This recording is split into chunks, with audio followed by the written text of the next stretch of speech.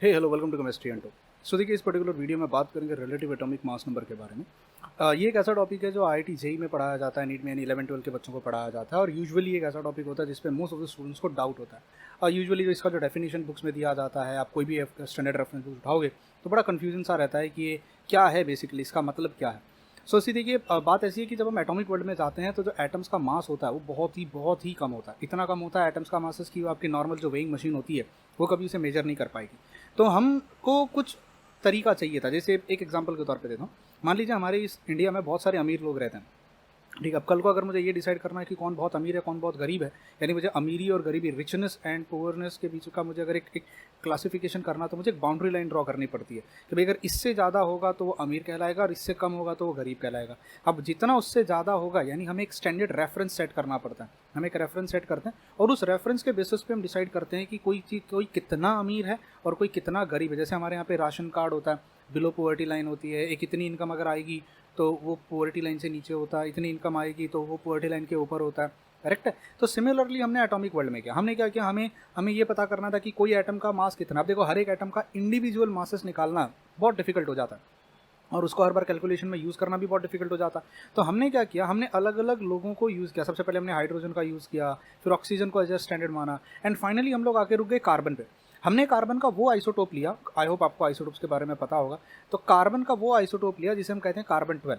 इसकी खासियत क्या होती है कि इसके अंदर जो प्रोटॉन होते हैं वो 6 होते हैं, न्यूट्रॉन जो होते हैं वो इसके अंदर 6 होते हैं, और इलेक्ट्रॉन जो होते हैं वो भी इसके अंदर 6 होते हैं। तो इसीलिए हम इसे कार्बन 12 कहते हैं, क्योंकि इस पर प्रोटॉन प्लस न्यूट्रॉन जो आपका न्यूक्लियस होता है, इसको हम न्यूक्लियस कहते हैं, जहाँ पे प्रोटॉन और न्यूट्रॉन, यहाँ पे तो देखिए 6 प्रोटॉन मैंने बनाए लाल कलर से, और ब्लैक कलर से मैंने यहाँ पे 6 न्यूट्रॉन बनाए। ठीक है, तो ये इसका न्यूक्लियस हो गया। तो हमने जब इस एटम का एक्चुअल मास पता करने का कोशिश किया तो इसका जो एक्चुअल मास निकल के आया, that came out to be 19.92 into 10⁻⁻24 gram, जिसको मैं चाहूँ तो ऐसे भी लिख सकता हूँ 19.92 इंटू 10⁻⁻27 kg। सी देखिए, -24 ग्राम है, यानी अगर मैं इसको लिखने की कोशिश करूँ तो 0.1 2 3 4 5 6 7 8 9 10 11 12 13 14 15 16 17 18 19 20 21 22 19992 ग्राम। ये इतना छोटा है, इतना छोटा नंबर है कि आपकी प्रैक्टिकली जो वेइंग मशीन्स हमारे पास होती हैं वो इतनी सेंसिटिव नहीं होती हैं। हम मैक्स टू मैक्स 1 2 3 4 5 6 7 8 डिजिट तक, या चलो 9 डिजिट तक हम मेजर कर सकते हैं। हमारे पास जो वेइंग मशीन प्रैक्टिकली प्रेजेंट है, बट इतना वजन को मेजर करना, तो आप सोचो कि इसको हमने निकाला कैसे। सी हमारे पास बहुत सारी टेक्निक्स होती है, मास स्पेक्ट्रोस्कोपी है, हमारे पास मॉडर्न टेक्निक्स हैं जिससे हम इन वजन को निकाल सकते हैं, एटॉमिक वेट्स को हम निकाल सकते हैं। अब मेरा क्वेश्चन आपसे ये है कि ये जो वजन आया एक कार्बन एटम का, कार्बन 12 का जो वजन निकल के आया 19.92 इंटू 10⁻⁻24 ग्राम आया, ये वजन किसकी किसकी वजह से होगा? Sir, mass of proton plus mass of neutron plus mass of electron मिला के ये कितना आया होगा? 19.92 इंटू 10⁻⁻24 ग्राम। सी देखिए, इसमें इलेक्ट्रॉन के वजन का भी कंट्रीब्यूशन है, न्यूट्रॉन के वजन का भी कंट्रीब्यूशन है, प्रोटॉन के वजन का भी कंट्रीब्यूशन है। और हमारी नॉलेज ये कहती है कि जो न्यूट्रॉन इलेक्ट्रॉन का जो वजन होता है वो प्रोटॉन और न्यूट्रॉन के सामने नेग्लिजिबल होता है। मतलब ऐसे समझ सकते हो कि अगर ये इलेक्ट्रॉन है तो कहीं यहाँ जाके आपका एक प्रोटॉन हुआ होगा, मतलब ऑलमोस्ट 1837 टाइम्स का फर्क आता है। 1837 टाइम्स प्रोटॉन जो होता है वो इलेक्ट्रॉन से भारी और बड़ा होता है।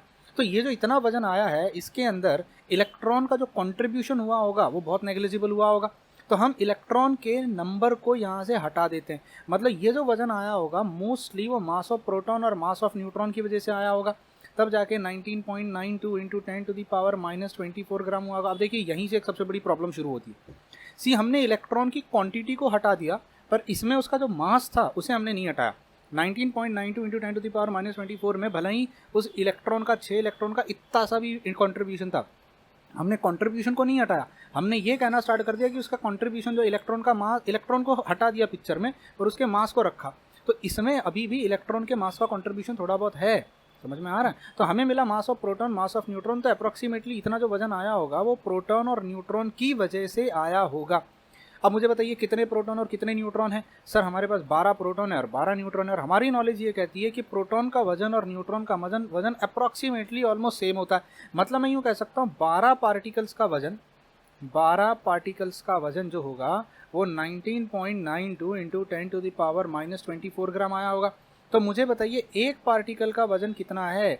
कार्बन 12 के न्यूक्लियस में प्रेजेंट एक पार्टिकल का वजन बताइए कितना। हमने इलेक्ट्रॉन को पिक्चर से ही बाहर कर दिया, तो हम ये पता करना चाहते हैं कि यहाँ पर जो एक पार्टिकल प्रेजेंट है उसका वजन कितना है। तो वो हो जाएगा 19.92 इंटू 10⁻⁻24 ग्राम डिवाइडेड बाय 12। अब इसका जो वजन निकल के आता है, आप चाहिए तो इसको कैलकुलेट करके देख सकते हो। 19.92 डिवाइडेड बाय 12 ना, 12, तो ये आता है 1.66 इंटू 10⁻⁻24 ग्राम।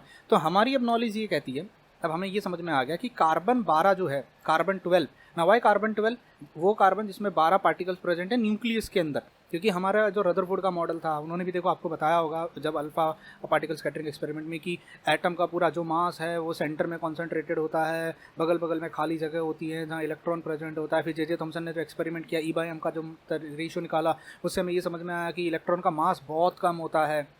तो हमने बोला कि पूरे एटम का जो मास है एक्चुअली वो न्यूक्लियस में ही होता है, बाहर का मास जो होता है वो नेग्लिजिबल होता है। इसलिए हम क्या निकालने की कोशिश कर रहे हैं, एक पार्टिकल का वजन जो कि न्यूक्लियस का है, यानी प्रोटॉन का। और तो इसको मास ऑफ प्रोटॉन, और क्या इसको मैं स्लैश कर सकता हूँ, और मास ऑफ न्यूट्रॉन कह सकता हूँ। अब ये डिवीजन नहीं है, ये और है, ठीक है। या तो ये मास ऑफ प्रोटॉन है या तो ये मास ऑफ न्यूट्रॉन है। और हमने ये मान लिया कि mass of proton is equal to mass of neutron, और वो इतना होता है।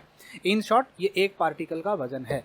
अब हम किसी भी एटम को जब कंपेयर करेंगे, किसी भी एटम का मास जब हम कंपेयर करेंगे, तो वो इस एक पार्टिकल के मास से कंपेयर करेंगे। बताओ, वो जो न्यूक्लियस है या वो जो एटम है, एटम वो कार्बन का जो 12वां हिस्सा है, कार्बन एटम के इसका जो 12वां हिस्सा है, 12वां हिस्सा मतलब ये 12 पार्टिकल्स में से जो एक पार्टिकल है उससे कितना हैवी है। अब मुझे बताइए एक पार्टिकल का वजन कितना निकल के आया। तो one particle is equal to 1.66 into 10⁻⁻24 gram. इसको हमने कह दिया 1 AMU। क्या कह दिया? AMU, एटॉमिक मास यूनिट, जिसको बाद में U कहा गया, जिसको बाद में डाल्टन कहा गया, यूनिफाइड मास, डाल्टन, अलग अलग यूनिट से इसको डिनोट किया गया। तो देखो इतना मुझे समझ में आ गया कि अगर मुझे एक पार्टिकल का वजन निकालना है, वन पार्टिकल, जिसको मैं कहूँगा 1/12 पार्ट ऑफ कार्बन 12, कार्बन 12 जो था उसका 12वां हिस्सा, कार्बन 12 का 12वां हिस्सा, बताइए क्या आएगा। तो वो हो जाएगा mass of carbon 12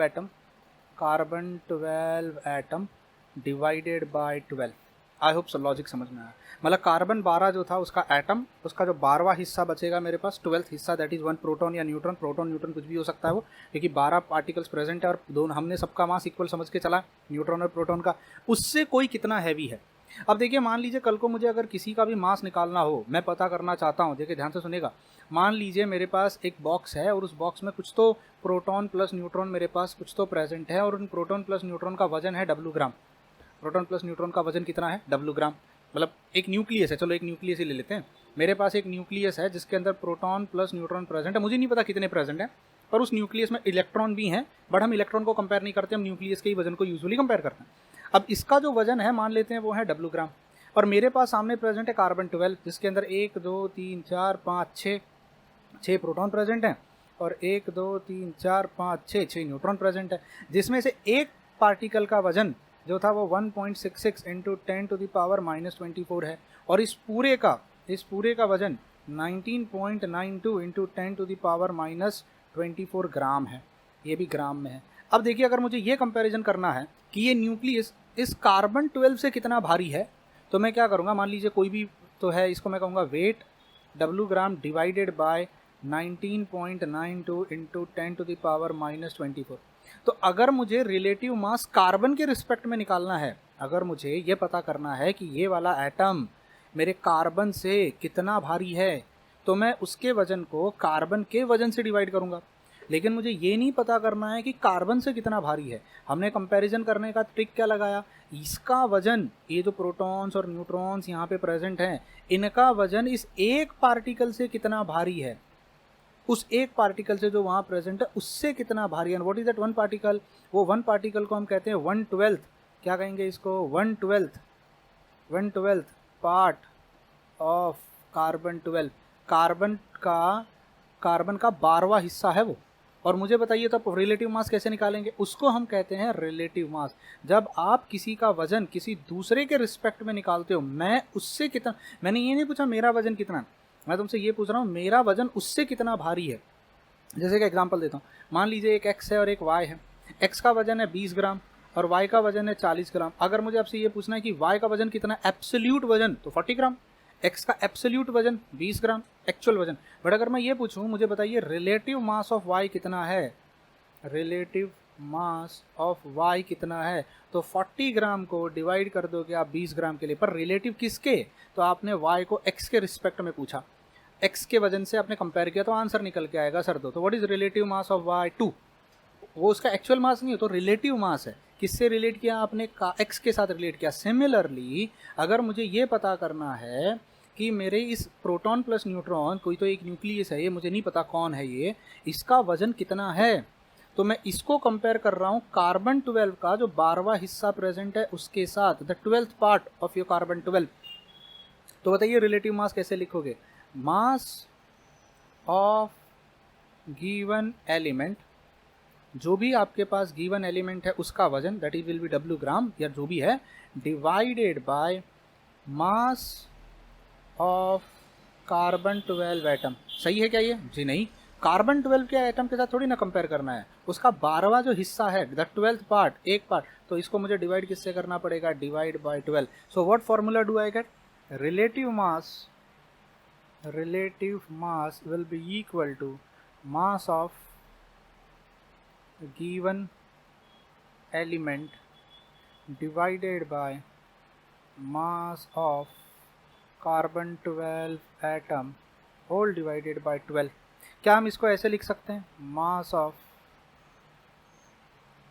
given element divided by mass of 1/12 mass of 1/12 part of carbon 12 atom. भाई सही है। अब तुम बोलोगे सर कार्बन को ही क्यों रेफरेंस माना गया? क्योंकि इजीली अवेलेबल था, सब जगह प्रेजेंट होता है, आसानी से उसको निकाल सकते हैं। इससे पहले लोगों ने ऑक्सीजन को माना था, उससे पहले हाइड्रोजन को माना था, अब हाइड्रोजन से ज़्यादा रिएक्टिव ऑक्सीजन था, फिर ऑक्सीजन को माना, अब ऑक्सीजन के कंपाउंड्स पकड़ना, फिर उसको वो सब करना, उससे ज़्यादा बेटर तो कार्बन है, इजीली मिल जाता है, लकड़ियों में मिलता है, आप में मिलता है, मेरे में मिलता है, जितनी भी लाइफ है, लाइफ का जो फॉर्म है सब में कार्बन प्रेजेंट होता है, इसलिए कार्बन को मान लिया, कार्बन 12 को ले लिया। अब क्या मैं इसको ऐसे लिख सकता हूँ? Mass of given element, mass of given element divided by mass of carbon 12 atom multiplied by 12। ये जो 12 है इसको तो हम ऊपर भी ले सकते हैं। परफेक्ट, उम्मीद करता हूँ लॉजिक समझ में आया। अब मुझे एक बात बताओ, ये जो तुमने, इसको मैं यहाँ से इरेज कर रहा हूँ, इसको मैं इरेज कर रहा हूँ यहाँ से, आपको रिलेटिव मास का मतलब समझ में आया होगा कि रिलेटिव मास क्या है। तो ये जो 1/12 पार्ट ऑफ कार्बन एटम है, इसका वजन कितना निकला जब हमने इसको डिवाइड किया? तो सर वो 19.92 इंटू 10⁻⁻24 ग्राम, तो उसको डिवाइड कर दिया कितने से? 12 से, तो इसका आंसर निकल के आया 1.66 इंटू 10⁻⁻24 ग्राम।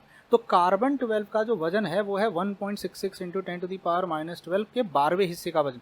इसी को हम कहते हैं अब 1 AMU। क्या कहते हैं इसको? 1 AMU। तो ये जो फॉर्मूला मैंने लिखा है, तो क्या इसको मैं ऐसे लिख सकता हूँ? ये जितने भी फॉर्मूलेज मैंने लिखे हैं, क्या इनको मैं ऐसे लिख सकता हूँ? Mass of given element divided by 1.66 into 10⁻⁻24 ग्राम। तो इससे जो भी गिवन एलिमेंट इन ग्राम्स, हाँ ये सब ग्राम्स में होना चाहिए, everything should be in grams, इससे आपको रिलेटिव मास मिलेगा। जैसे एक एग्जांपल के तौर पे, कल को अगर मैं कहता हूँ सोडियम का रिलेटिव मास है 23 AMU, क्या समझ में आया? जो आपका 1 AMU है ना, 1 AMU, व्हाट इज 1 AMU? इसका वजन इज 1 AMU। कितना है? 1.66 इंटू 10⁻⁻24। ये सोडियम उससे 23 टाइम्स हैवी है। मतलब आपका जो कार्बन का 12वां हिस्सा है, अब 12वां हिस्सा कोई भी एक हो सकता था, मैं इसको टारगेट कर रहा हूँ, उससे वो 23 टाइम्स हैवी है। मतलब उसका एक्चुअली वजन कितना हो जाएगा? 23 मल्टीप्लाइड बाय 1.66 इंटू 10⁻⁻24 ग्राम। तो जब तुम उसको लिखते हो 23 AMU, मतलब आप लिख रहे हो रिलेटिव मास, और जब तुम उसको लिख देते हो ये, अब वो हो गया उसका एक्चुअल मास।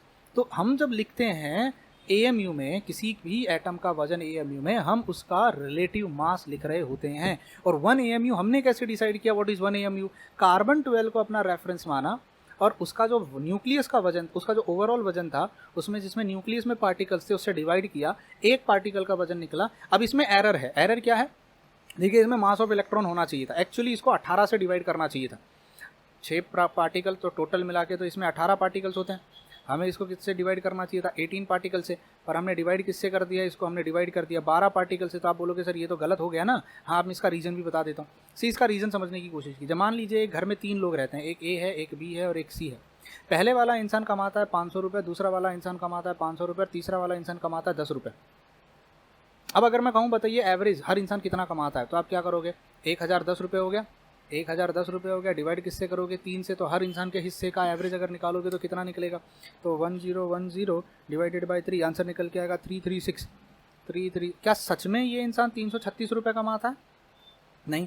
लेकिन हम ऐसे तो कर सकते थे ना, अरे सर देखो टोटल पैसा कितना आ रहा है? 1010 रुपये, कमाने वाले लोग कितने हैं? 3, पर उसमें इसका तो नेग्लिजिबल कॉन्ट्रीब्यूशन है, तो उससे डिवाइड ही नहीं, पैसा ले लेते हैं पर डिवाइड नहीं करते हैं हम। डिवाइड सिर्फ 2 से करते हैं। अब मुझे बताइए कितना आएगा? अब आएगा 1010 डिवाइडेड बाई 2, आंसर कितना निकल के आया? 505 रुपये। अब सी देखिए एरर आई है इसके अंदर, पर कितने रुपए की एरर आई है? 5 रुपये की एरर आई है। उससे पहले देखो कितने की एरर आ रही थी? 336 रुपीज़, मतलब ऑलमोस्ट 150 रुपये कम हो जा रहा था। ये तो गलत था।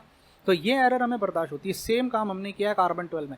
एक्चुअली उसे डिवाइड हमें 18 से करना चाहिए था। हमें उसे डिवाइड कितने से करना चाहिए था? 18 से। पर उससे गड़बड़ क्या हो जाती कि इलेक्ट्रॉन का कंट्रीब्यूशन बड़ा कम होता है। इलेक्ट्रॉन बहुत हल्का होता है, 2000 गुना कम, 2000 टाइम ऑलमोस्ट उसका वजन प्रोटॉन और न्यूट्रॉन से कम होता है। तो हमने क्या किया? वजन रखा है पर उसको डिवाइड नहीं किया। इसके नंबर को हमने हटा के यहाँ सिर्फ न्यूक्लियस के नंबर को ले लिया है। आई होप ये लॉजिक समझ में आया आप लोगों को और ये फंडा क्लियर है आप लोगों को। तो रिलेटिव एटॉमिक मास नंबर जो होता है वो हम कार्बन के 12th पार्ट को लेके उससे कंपेयर करके बताते हैं उससे कोई कितना हैवी है। तो जैसे अब मैं कल को लिखता हूँ आयन इज 56, मतलब वो क्या बता रहा है? कार्बन 12 का जो 12वां हिस्सा है उससे 56 टाइम्स हैवी है। अब इसका दूसरा मतलब ये भी निकलता है कि कार्बन का एक पार्टिकल था, वो ये क्या था? एक पार्टिकल था, दिस वॉज 1 पार्टिकल, करेक्ट है, यानी दिस वॉज 1 पार्टिकल। तो मैं इसमें कह सकता हूँ कि अगर मैं लिखता हूँ कल को आयन 56 है, मतलब उसके अंदर 56 पार्टिकल प्रेजेंट है, तभी तो वो 56 टाइम्स आया ना, मतलब प्रोटॉन प्लस न्यूट्रॉन उसमें 56 है। यही एक सबसे बड़ी खूबी है। तो आपका relative atomic mass number indirectly आपको प्रोटॉन और न्यूट्रॉन की भी इंफॉर्मेशन दे देता है। कल को अगर मैं कहता हूँ कि सोडियम इज 23, कि उसका atomic mass number is 23 AMU, अरे भाई 1 AMU का मतलब 1 पार्टिकल। अब वो प्रोटॉन या न्यूट्रॉन कुछ भी हो सकता था, इसका मतलब इसके अंदर 23 पार्टिकल्स प्रेजेंट है। कहाँ पर? उसके न्यूक्लियस में 23 पार्टिकल्स प्रेजेंट है, मतलब प्रोटॉन प्लस न्यूट्रॉन कितने हो गए? 23। तो सी इस लॉजिक को याद रखना। रिलेटिव एटॉमिक मास नंबर क्या है? बहुत सारे डेफिनेशन जेई की बुक्स में दिए होते हैं, बहुत सारे डेफिनेशन दिए हैं और बहुत बार बच्चे जो होते हैं जेई नीट वाले जो होते हैं 11th-12th वाले वो कन्फ्यूजन में आ जाते हैं। इवन BSc MSc के बच्चे भी इस टॉपिक को लेकर हमेशा कन्फ्यूजन में रहते हैं। तो मैं यहाँ पे एक टेक्स्ट निकाल के लाया हूँ। This text is from a standard reference book, KS Verma या OP टंडन से है ये। The quantity 1/12 mass of an atom of carbon 12 is known as the atomic mass unit and is abbreviated as AMU। The actual mass of 1 atom of carbon 12 is this. See मैंने 24 में लिया, इन्होंने 23 में लिया, number 19.92 ही है, ठीक है, उससे कोई खास फर्क नहीं पड़ रहा। तो 1 AMU कितना हो जाएगा? एक कार्बन एटम का जो वजन है उसको 12 पार्टिकल से डिवाइड कर दो। अब बहुत बार यही क्वेश्चन आता है कि 112 ही क्यों लिया? ये इसका रीजन मैं बता चुका हूँ। इलेक्ट्रॉन को निगलेक्ट करने के बाद हमने सिर्फ 12 से डिवाइड किया, वो कि न्यूक्लियस के अंदर जितने पार्टिकल्स प्रेजेंट थे। तो इसका आंसर निकल के आता है 1.66 × 10⁻⁻24 या 1.66 × 10⁻⁻27 kg। ये यूनिट याद रखना, ये ग्राम्स में है, वो केजी में। तो अब अगर आपको रिलेटिव एटॉमिक मास नंबर पता करना है किसी का, तो मास of 1 atom of the element divided by 1 AMU, जो मैंने यहाँ पे पूरा फार्मूला लिस्ट आपको बना दिया, इस फार्मूला लिस्ट को लिख लेना, काम आएगा कहीं ना कहीं पे। क्लियर है? अब ऐसे बेसिस पे हमने बाकी सारे एलिमेंट्स का एटॉमिक मास नंबर निकाला। हाइड्रोजन का कितना निकल के आया? इतना AMU में।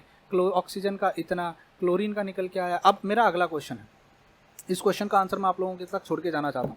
सी देखिए, जो रिलेटिव एटॉमिक मास नंबर होना चाहिए, रिलेटिव एटॉमिक मास नंबर, वो होल नंबर होना चाहिए। क्यों? क्योंकि वो तो पार्टिकल का, प्रोटॉन या न्यूट्रॉन का नंबर बताता। 1 AMU मतलब 1 पार्टिकल, 2 AMU मतलब 2 पार्टिकल, 3 AMU मतलब 3 पार्टिकल, 4 AMU मतलब 4 पार्टिकल। तो it should be a whole number. पर अगर आप देखो वो फ्रैक्शन में आ रहा है क्लोरीन का। सी क्लोरीन का वजन निकल के आ रहा है 35.453। अब मेरा क्वेश्चन आपसे ये है कि ये 35 तो समझ में आया, 30 ये AMU है, हमें इतना तो समझ में आ गया कि अगर 35 होता तो 35 AMU मतलब 35 प्रोटॉन प्लस न्यूट्रॉन।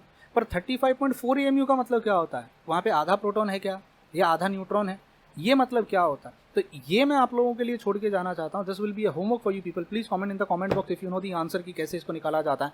ठीक है, ये फ्रैक्शन में क्यों आया. इवन सिल्वर को देखिए 107.8, या तो 107 होता है या तो 108 होता है. प्रोटॉन तो होल नंबर में रहेगा, कभी प्रोटॉन आधा रहेगा क्या. 1 प्रोटॉन मतलब 1 AMU, 1 न्यूट्रॉन मतलब 1 AMU. प्रोटॉन और न्यूट्रॉन को हमने 1 AMU अप्रॉक्सीमेटली ले लिया. तो किसी भी न्यूक्लियस में आधा प्रोटॉन आधा न्यूट्रॉन तो हो नहीं सकता, तो उसका जो AMU में मास आना चाहिए वो तो होल नंबर होना चाहिए. तो ये 65.3, 22.9, 55.8 ये सब फ्रैक्शन में क्या है. Why this mass numbers are in fraction. आप इसके बारे में सोचिएगा और प्लीज़ मुझे सोच के बताइएगा कमेंट बॉक्स में. मैं उम्मीद करता हूँ इस पर्टिकुलर वीडियो से आपको ये टॉपिक समझ में आया होगा, that is relative atomic mass number. And carbon को ही हमने रेफरेंस क्यों लिया, ये भी आपको लॉजिक समझ में आ गया होगा. इससे पहले ऑक्सीजन, उससे पहले हाइड्रोजन को भी हमने रेफरेंस लिया था, बट वहाँ से हमें गाड़ी नहीं चली. कार्बन ईजिली अवेलेबल था, हर जगह आसानी से मिल जाता है. कार्बन के कंपाउंड्स अबंडेंट हैं, बहुत सारी जगह मिल जाते हैं, इसलिए कार्बन 12 को हमने अपना रेफरेंस सेट किया. मिलते हैं अगले वीडियो में. Till then bye bye, take care and God bless you.